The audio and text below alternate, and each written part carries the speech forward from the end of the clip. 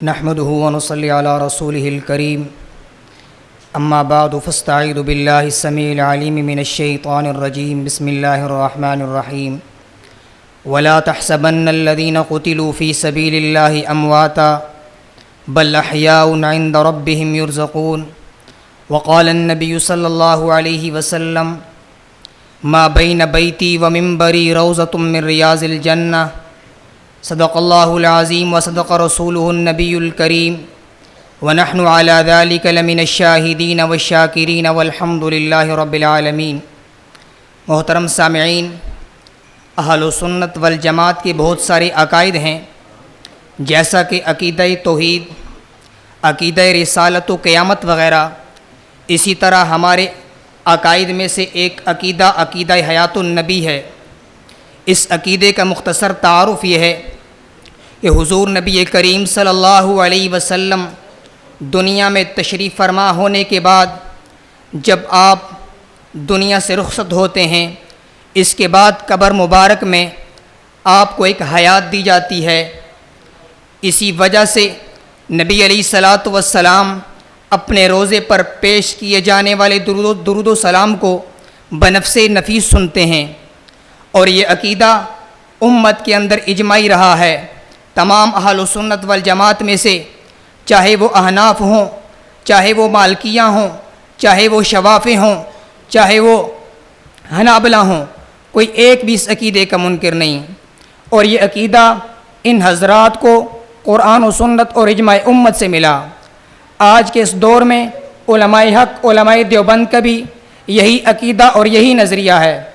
اور ہمیں یہ عقیدہ اور نظریہ وراثت میں ملا۔ اصلی اور صحیح وارث وہی ہوا کرتا ہے جو اپنی ملنے والی وراثت کی حفاظت کرتا ہے۔ اگر دلائل کی دنیا میں دیکھا جائے تو حکام قرآن تھانوی میں علامہ ظفر احمد عثمانی رحمۃ اللہ علیہ قرآن کی آیت وَلَا تَقُولُوا لِمَنْ يُقْتَلُ فِي سَبِيلِ اللَّهِ اموات کے تحت تفسیر میں لکھتے ہیں کہ شہداء انبیاء سے تو بہتر نہیں، اور بالیقین اللہ کے نبی اپنی قبروں میں حیات ہیں اور انہیں رزق بھی دیا جاتا ہے۔ اسی طرح تفسیر مظہری کے اندر قاضی ثناء اللہ پانی پتی رحمۃ اللہ علیہ نے، تفسیر معارف القرآن میں مفتی شفیع عثمانی رحمۃ اللہ علیہ نے قرآن کی آیت وَمَا كَانَ لَكُمْ أَن تُؤْذُوا رَسُولَ اللَّهِ وَلَا أَن تَنكِحُوا أَزْوَاجَهُ مِن بَعْدِهِ أَبَدًا کے تحت تفسیر میں لکھتے ہیں کہ اللہ کے نبی اپنی قبر میں حیات ہیں، اسی وجہ سے نبی کا مال وراثت نہیں بنتا، نبی کی بیویاں بیوہ نہیں ہوتیں۔ اور ہمارا فریق مخالف جو ہے صدیق اکبر رضی اللہ تعالیٰ عنہ سے، صدیق اکبر رضی اللہ تعالیٰ عنہ کے خطبے سے چند الفاظ کو بنیاد بنا کر حضور نبی کریم صلی اللہ علیہ وسلم کی حیات فی القبر کا انکار کرتا ہے۔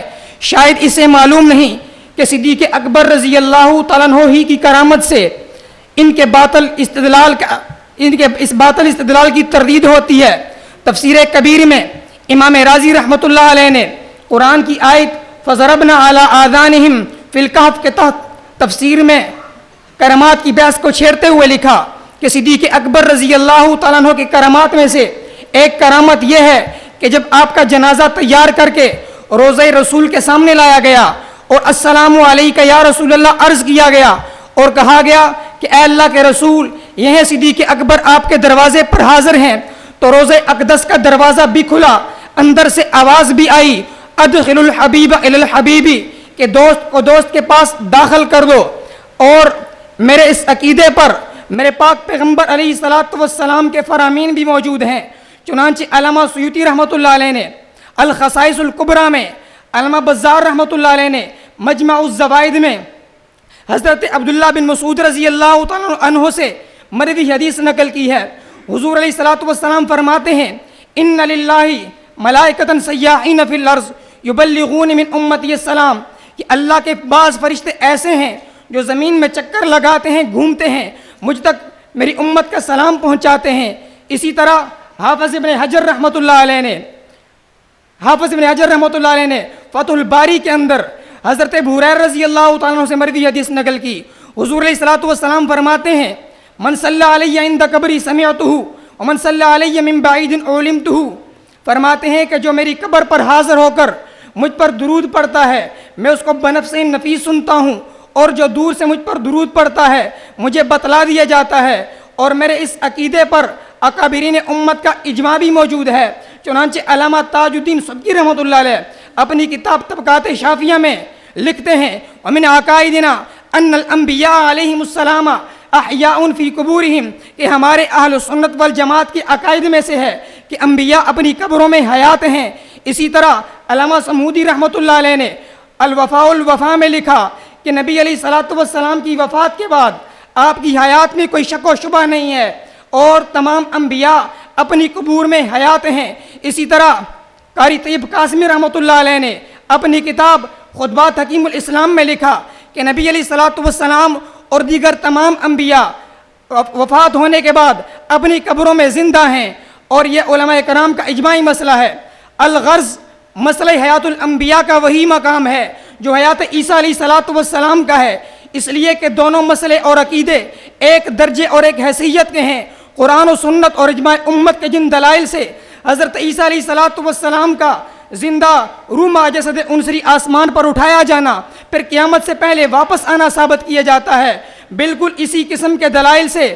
حضرات انبیاء علیہم الصلاۃ و تسلیمات کی حیات بعد الوفات بتعلق روح ما جسد عنصری ثابت کی جاتی ہے۔ اور تردید کرنے والے لوگ جن دلائل سے، جس انداز سے حضرت عیسیٰ علیہ الصلوۃ والسلام کی حیات کی نفی کرتے ہیں، بالکل انہی دلائل سے، اسی انداز سے منکرین حیات الانبیاء، انبیاء کرام علیہم السلام کی حیات کی نفی کرتے ہیں۔ باری تعالیٰ کی بارگاہ میں ہم دعا گو ہیں کہ رب تعالیٰ اس باطل فرقے کو راہ ہدایت دکھلائے اور ہمیں اپنے حق عقائد کا قدم آخر پرچار کرنے کی توفیق نصیب فرمائے۔ وآخر دعوانا الحمدللہ رب العالمین۔